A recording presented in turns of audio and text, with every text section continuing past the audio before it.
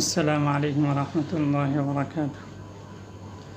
সম্মানিত মুসলিম ভাইয়েরা, আজকে আমি আপনাদের সামনে একটি বই নিয়ে উপস্থিত হয়েছি। বইটির নাম হলো মুসলমানদের প্রতি বিশেষ চিঠি। আপনারা দেখে নিতে পারেন। বইটির নাম হলো মুসলমানদের প্রতি বিশেষ চিঠি।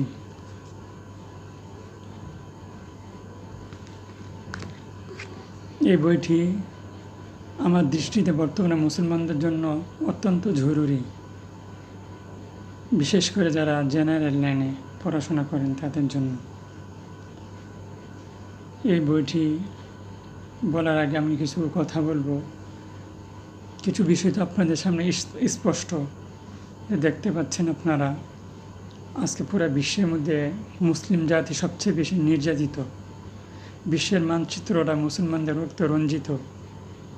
মুসলমানরা সংখ্যায় অনেক বেশি, সবচেয়ে বেশি সংখ্যায় খ্রিস্টান, তারপরে মুসলমানদের সংখ্যা সবচেয়ে, তারপর খ্রিস্টানদের পর মুসলমানদের সংখ্যা বেশি। মুসলমানদের চাইতে ইহুদি, হিন্দু, বৌদ্ধ আরও অনেক ধর্মের লোক আছে, কিন্তু মুসলমান সংখ্যা এত বেশি হওয়া সত্ত্বেও সবচেয়ে বেশি নির্যাতিত মুসলমান। সকল ধর্মের লোকেরা কেমন জানে ঐক্যবদ্ধ হয়ে শুধু মুসলমানদেরকে নির্যাতন করছে, মুসলমানদেরকে হত্যা করছে। মুসলমানদের রক্তের কোনো দাম নেই। আপনি অন্য কোনো ধর্মের লোকের উপর হাত উঠান বা হত্যা করেন, আপনার অবস্থা পরবর্তী দিনে দেখবেন কী হয়। কিন্তু আজকে একের পরে এক দেশে মুসলমানদেরকে হত্যা করা হচ্ছে। শুধু একজন না, হাজার হাজার মুসলমানদেরকে হত্যা করা হয়। কিন্তু দেখা যায় এগুলা বিধর্মীদের দৃষ্টিতে বা মানবতার দৃষ্টিতে কেমন যেন এটা নিন্দনীয় না। আজকে মুসলমানরা এভাবে নির্যাতিত হওয়ার কারণ কি? মুসলমানদেরকে সজাগ করার জন্য আমি এই বইটা লিখেছি। আমি সকলের কাছে আমি অন্তর থেকে আশা রাখি যে বইটা সবাই পড়বেন। কারোর কাছে যদি টাকা না থাকে সমস্যা নেই, বইটা আমার কমপক্ষে এমনিতে আমি আপনাদেরকে দিব। কেউ যদি পড়তে চান পড়ে আমাকে আবার বইটা দিয়ে দিবেন। আমার উদ্দেশ্য কেবল প্রত্যেক মুসলমান যাতে বইটা একবার হইলেও পড়ে নেই। ভাই দেখেন, আমরা মুসলমান, মৃত্যু আমাদের হবে, আমরা এটা বিশ্বাস রাখি। যদি বিশ্বাস না করি তাহলে মুসলমান না। আমরা আল্লাহকে রব প্রতিপালক হিসাবে এক আল্লাহকে আমরা মেনে নিয়েছি।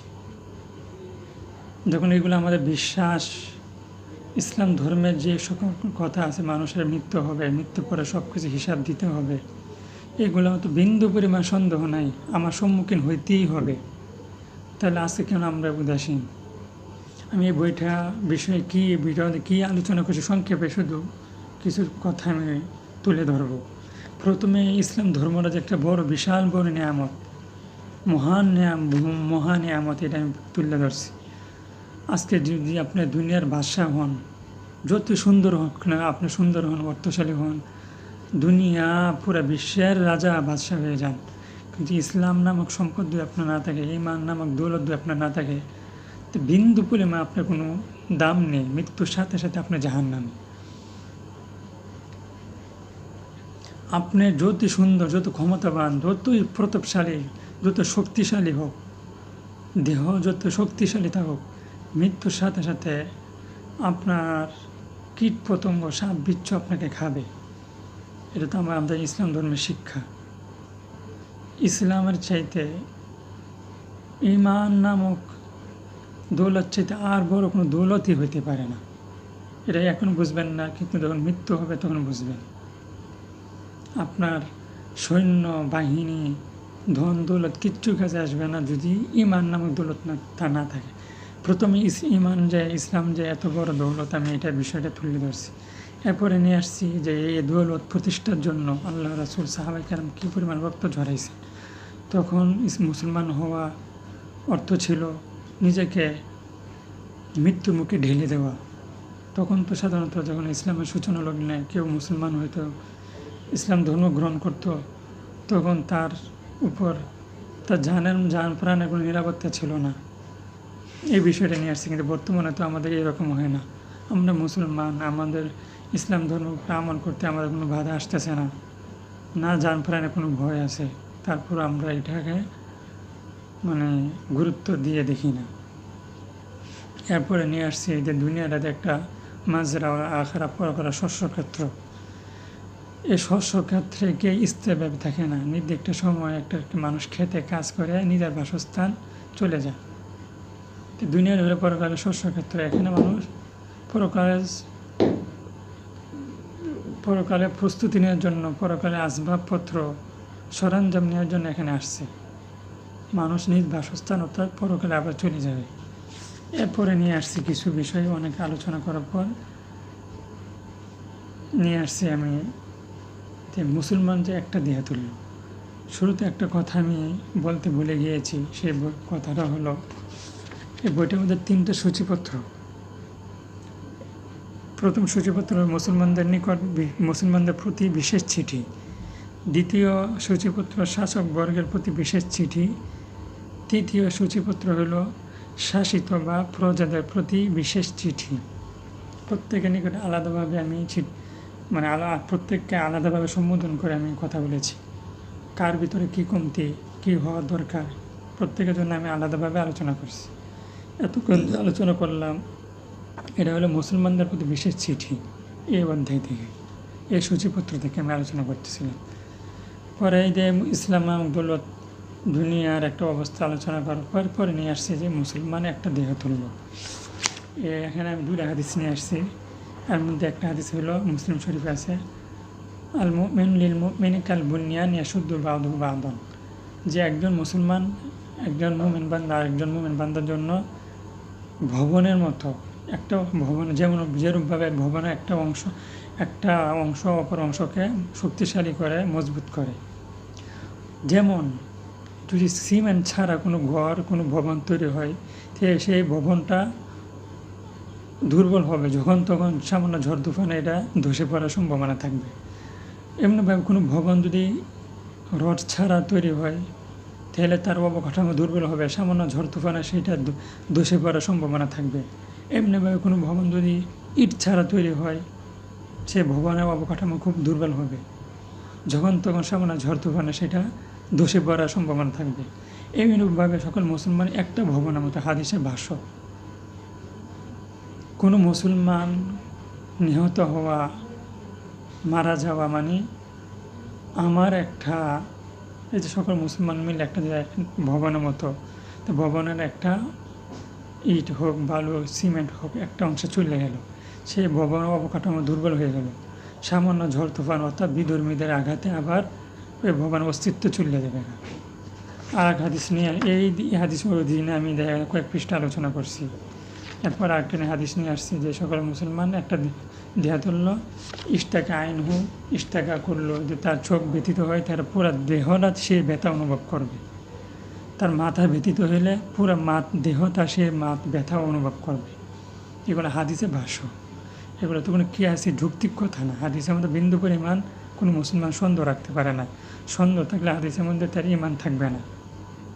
মুসলমান ঠিকই থাকতে হইলে মুসলমান এক হয়ে থাকতে হবে। সাহাবাদের যুগে মুসলমান এক ছিল, খুব মজবুত, ঈমান মজবুত ছিল, সংখ্যা কম ছিল, কিন্তু পরস্পর মিল ছিল।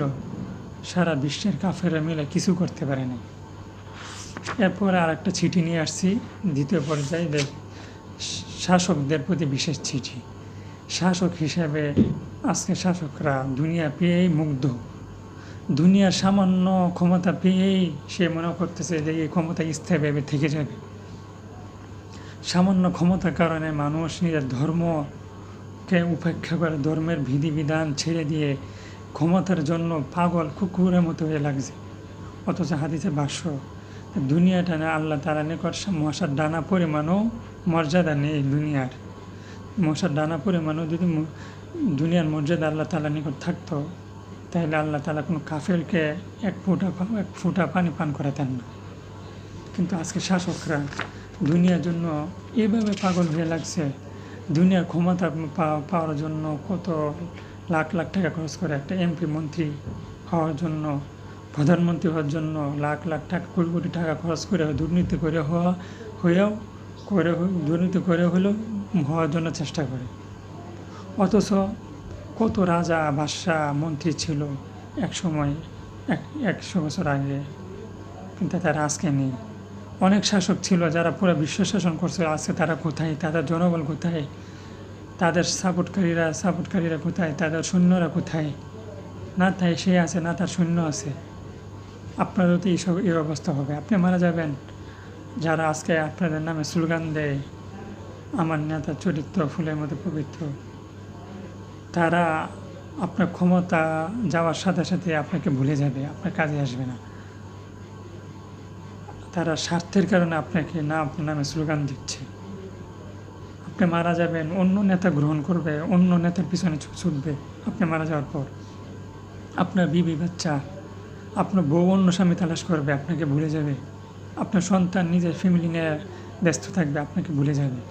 কিন্তু আজকে আপনার দুনিয়ার সামান্য ক্ষমতার কারণে স্থায়ী জগৎ, পরকাল, এগুলা ভুলে গেছেন। আপনি যদি এতই বুদ্ধিমান হন, তাহলে এই বিষয়টা কেন বোঝেন না যে সামান্য হায়াত, যখন তখন মৃত্যু হতে পারে। এরপরে যে জিন্দিগি আছে, এই জিন্দিগি কোনো শেষ হবে না। সামান্য 1-2 মিনিটের হায়াতের কারণে আপনি স্থায়ী সুখ শান্তি নষ্ট করে দিবেন, পরকাল নষ্ট করে দিবেন, এটাতে কোনো বুদ্ধিমানের কাজ হতে পারে না। এই বিষয়ে আমি মোটামুটি বিস্তারিত আলোচনা করছি, দুনিয়ার নগণ্য তুলে ধরছি। আর কত রাজা বাদশাহ ছিল, পুরা হিটলার যেমন প্রতাপশালী শাসক ছিল, আছে সে কোথায়? তার জনবল কোথায়? এগুলো নিয়ে মোটামুটি বিস্তারিত আলোচনা করছি। এরপরে নিয়ে আসি শাসিত বা প্রজাদের প্রতি বিশেষ চিঠি। প্রজারা আজকে তাদের সৃষ্টিকর্তাকে ভুলে দেয়া, তাদের নেতাদের জন্য জান প্রাণ দিতে প্রস্তুত। আল্লাহ তাআলা তাদেরকে চোখ দিয়েছে, হাত দিয়েছে, শক্তি দিয়েছে, জবাক শক্তি দিয়েছে, কিন্তু তারা আজকে আল্লাহ তাআলার এই শক্তি নেতার পিছনে ব্যয় করে, আল্লাহ তাআলাকে ভুলে যায়। এই নেতা তাকে মৃত্যু হাত থেকে বাঁচাতে পারবে না, অসুস্থ হইলে সুস্থতা নিয়ামত দিতে পারবে না। এগুলো চিন্তা করার বিষয়। এই বিষয়ে মোটামুটি আমি বইটা লিখছি, বিস্তারিত না, মূল বিষয়গুলো তুলে ধরছি। সকলের কাছে আমি খুব অন্তর থেকে আবেদন রাখি, আশা রাখি যে বইটা পড়বেন। আল্লাহ নিজে না পড়লেও কমপক্ষে অনুভবী মুসলমান ভাইকে পড়ার জন্য উৎসাহ দেবেন। আসসালামু আলাইকুম রহমতুল্লাহ।